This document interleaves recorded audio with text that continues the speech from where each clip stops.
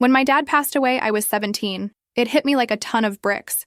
He was all I had ever known. My mom wasn't really in my life. She never really was, to be honest. The last memory I have of her before all of this was when I was 6.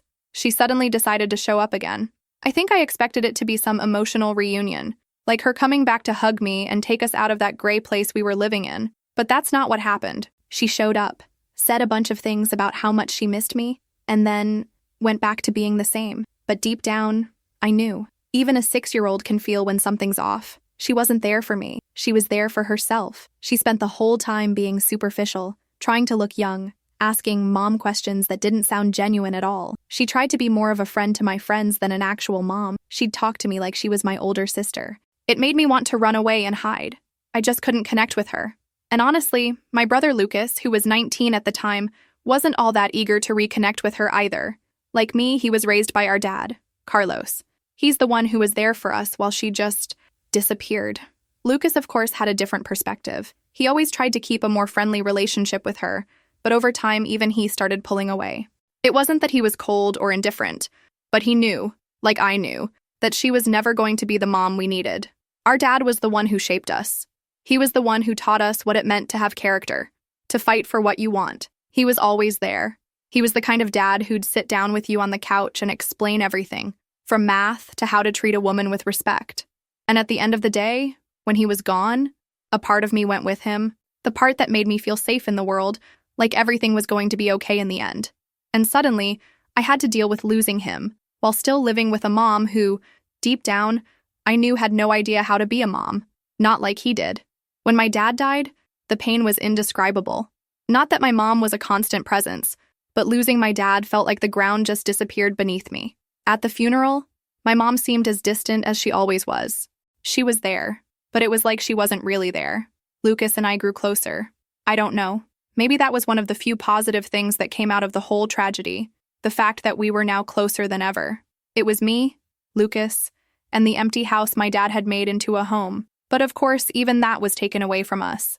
After my dad passed, things got even weirder. That's when my mom showed up again, with an attitude that made me wonder what was going on in her head. She brought this new boyfriend, Gabriel. I looked at him and thought, really? Gabriel was 28, seemed more interested in spending time with her than with any of us, and his laid-back, easygoing vibe just made everything more uncomfortable. How could someone who barely knew our dynamics just walk in like nothing happened? I tried to give him a chance.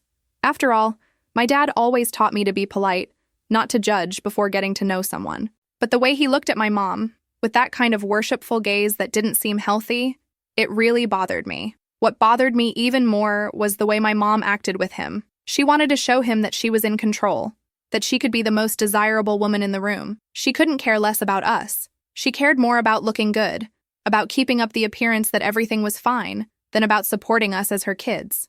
It was like she was trying to forget the tough part of life and just live for the moment. Gabriel, on the other hand, seemed like a mere accessory. I was speechless every time I saw him in our house, in our space.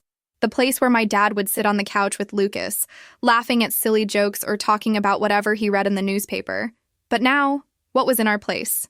Gabriel and his need to be the center of attention. I felt out of place, like I'd been pushed out of the center of everything. The house, which used to be a refuge, was now turning into a stage, with my mom and Gabriel as the stars of a play we weren't a part of. And what bothered me most was seeing that Lucas, my brother, was once again trying to keep up appearances. He wasn't as bothered by Gabriel's presence as I was.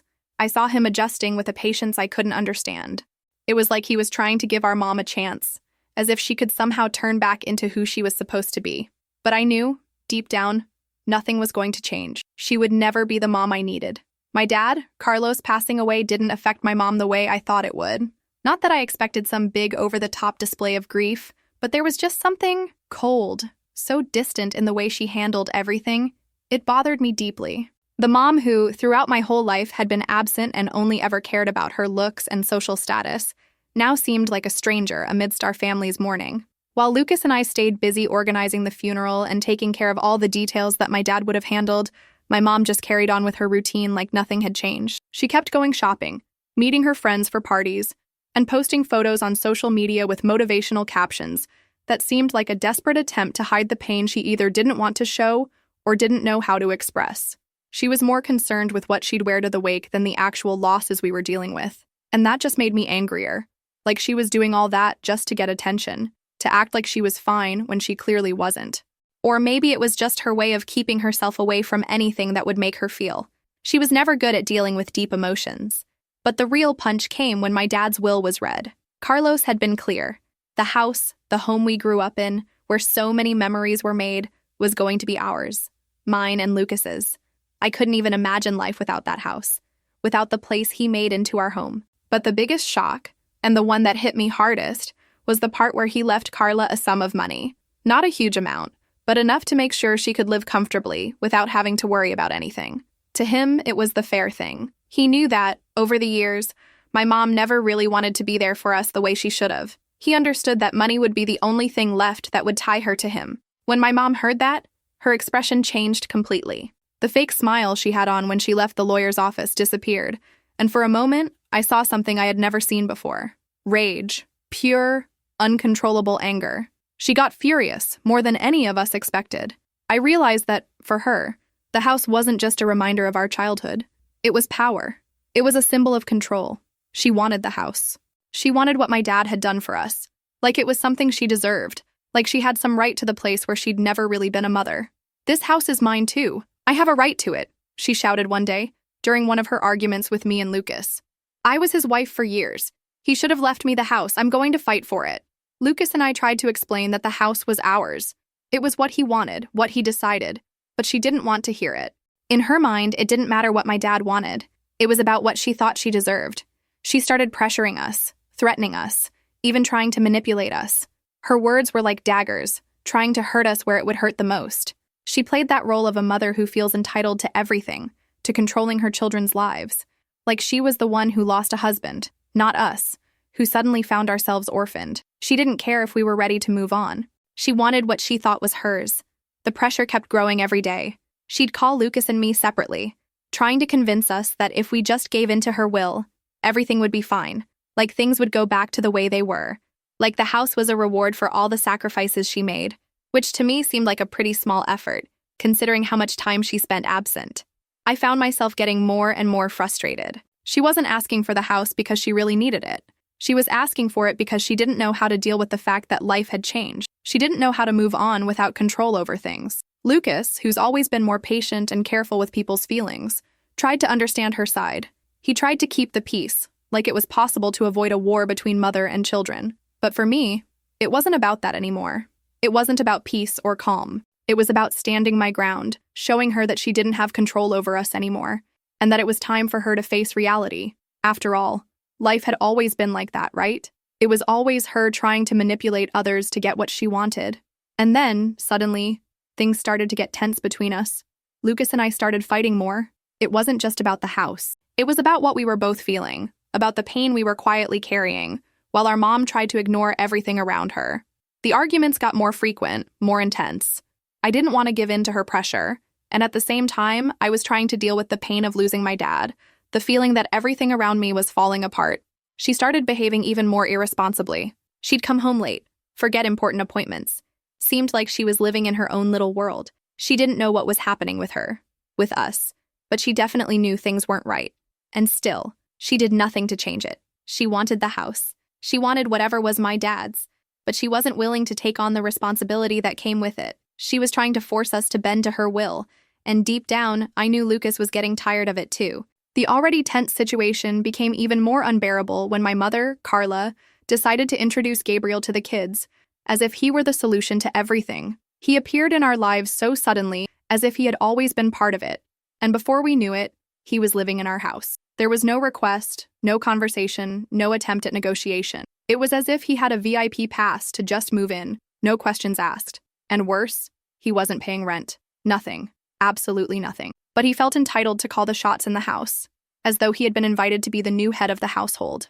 While Lucas and I were busy handling everything that came with our father's death, the paperwork, the will, the process of selling the house, Gabriel was getting involved in every little detail, acting like the new patriarch.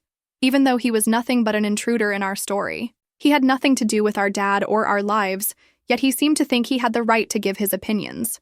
At first, I tried to ignore him. I wasn't interested in arguing. I was still processing the shock of the loss. But soon I realized he didn't have the same sensitivity. It was as if by moving through the house, he was erasing all the memories of our dad, without any regard for what those memories meant to us. And that's when he made the move that made me lose my patience completely. Lucas and I had started organizing Dad's things. Boxes and boxes of memories, books, old photos, work notes, even those things he insisted on keeping, like his youth football trophies and the old guitar he played when he had some free time. The house was full of these little things, which were, for us, the living memory of who he had been. It was our way of preserving what was left of him. But one day when I got home early, I found Gabriel going through the boxes we had set aside to organize. He was throwing everything away. I froze in the hallway watching him. He was packing up everything our dad had left behind as if it were trash. I saw him toss a family photo frame onto the pile of things to be discarded. And when I walked over to him, my voice trembling with anger, I asked what he was doing. He looked at me with a smug smile and said, "I think it's time to let go of the past, Emma. This is all just junk. What matters now is the future." Those words cut me like blades. How dare he talk like that? How dare he do this to my dad's memories? I couldn't hold back the anger that was building inside me anymore. But I wasn't alone in this. Lucas was as furious as I was. He didn't know what to do, but he knew this couldn't stand. Our dad, in life, had always taught us to take care of everything with love and respect. And to see a man who didn't even have the decency to understand how much those things meant to us, to our legacy, was too much. The confrontation was inevitable. Lucas and I went to Carla demanding that she take action. She, as always, seemed distant from everything. She didn't care about the things, as if Carlos's memories were just worthless objects. There was no empathy coming from her. She sided with Gabriel, and what seemed like a simple mistake from someone who didn't understand the pain of loss turned into a huge barrier between us. "Emma, you have to understand that we're trying to move on. You and Lucas need to start processing your grief. Gabriel is just trying to help speed this up. He has good intentions," Carla said, as if it were something so simple, as if she were talking about buying a new couch, not about destroying irreplaceable memories. And when Lucas and I tried to explain how much it hurt us, she simply shut up, backing Gabriel up, saying he was right to help clean up the space and move on with life. I felt that, at that moment, she was truly on his side, not ours. She was more interested in moving on with her life, in distancing herself from what it meant to lose Carlos, than in protecting what was ours, what he had left behind. Carla's words echoed in my mind. Let go of the past. As if it were possible to forget everything my father had been, everything he had represented. As if somehow this was a way of cleaning the pain. And I knew that, for her, this was a way of moving on. But for Lucas and me, it was an attempt to erase who he had been, to erase who we were. With all of this, the tension only grew. We could no longer look at Gabriel and Carla the same way. And deep down, we began to realize that for Carla, things had never really changed. She hadn't evolved. She didn't know how to deal with pain. She didn't know how to support us. She simply wanted to escape, as always. This created an even deeper rift between us. Lucas and I were no longer her children. Now we were just obstacles in her way. And it was at that moment that we began to take more drastic, more definitive actions. The future, the house, our dad's memories, everything was at stake, and we were about to fight for what we thought was still ours. Here's the translation into American English, keeping a casual and conversational tone. The breaking point, for me and Lucas, came when we finally realized we couldn't ignore Carla and Gabriel's attitude anymore. The house, the only place that still carried a little bit of our history and our connection to our dad, was being turned into a stage for manipulation and disrespect. Carla and Gabriel were pushing their presence there, like nothing else mattered. The worst part was our mom, who, instead of being on our side, was with someone she barely knew, ignoring everything that had been built before her and Carlos. That house, with all its memories, was becoming a prison for us, and, in a way, also for her. It was impossible to keep going as if nothing was happening. We both finally made the decision that should have been made long ago. We wouldn't let Carla and Gabriel stay there any longer. We couldn't let her do whatever she wanted, destroying everything left of our family. They had crossed a line by invading our space, ignoring our feelings, and disrespecting our dad's memory. It was painful, but confrontation was inevitable. Lucas was as determined as I was, so we decided to raise the rent and issue an eviction notice. We didn't want to be cruel, but we needed to put an end to it. In a way, I knew that was the only way to take control of our lives again. When Carla found out, she was furious. The anger in her eyes wasn't just about losing her house, but because for the first time we were taking charge of our own story. She tried to manipulate the rest of the family, saying we were being unfair, that we were ungrateful, but we knew there was no more room for compromise.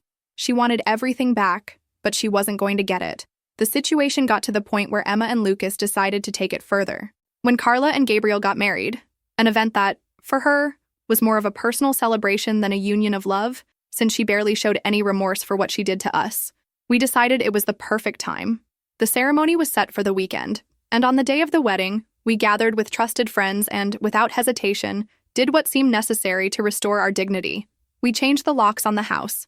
We shut the door that had for so long been a symbol of our frustration and helplessness. When Carla and Gabriel came back from their ceremony, with their eyes glowing with happiness and their minds far from any other concern, they found their things thrown out on the street. The suitcases, the furniture, the stuff they had tried to turn into decor for that house. Now it was all there, exposed, with no place to go. It was humiliating, of course, but more than that, it was a reflection of what had happened. They were being confronted with the truth. They no longer belonged there. Everything they'd done to invade our space and take what was ours had been reversed abruptly. I saw the look on Carla's face at that moment. A mix of anger, shame, and a kind of disbelief. She tried to play the victim, drawing attention to herself as if we were the ones to blame for her own choices. She tried to appeal to the family, saying we were cruel, that we had no heart, but the silence that followed was the clear response. The decision had been made. In the end, the consequences of her disrespect for us were inevitable. Carla had to settle for a small apartment in a part of the city she never thought she'd end up. The house, the one she thought was hers, was rented out to new tenants, people who truly knew how to appreciate what was left of our story, who respected Carlos's memories, and even with all her indignation, she had nothing else to do. The power to control what she always wanted, to manipulate us into doing what she wanted, was gone. The house, which had been a symbol of our struggle and suffering, was now in the hands of people who truly understood the value of what was there. We, on the other hand, started moving forward. It wasn't easy, but the relief we felt for finally doing what should have been done from the start was indescribable. The weight we had carried on our shoulders, being forced to accept our mom's disrespect and manipulation, was starting to disappear. Over time, things calmed down. Carla tried to rebuild her life in her new apartment, but I knew that deep down, she'd always try to come back. We knew it would be hard for her to learn how to live without the old house, without the luxuries she thought she deserved. But the truth was that after everything that happened, there was no place for her there anymore. And the house? Now, it had a new meaning for me and Lucas. It was ours, and we respected it for everything it stood for. Now, we could finally make it a place of peace, where our dad's memories would be cared for and respected. A home again.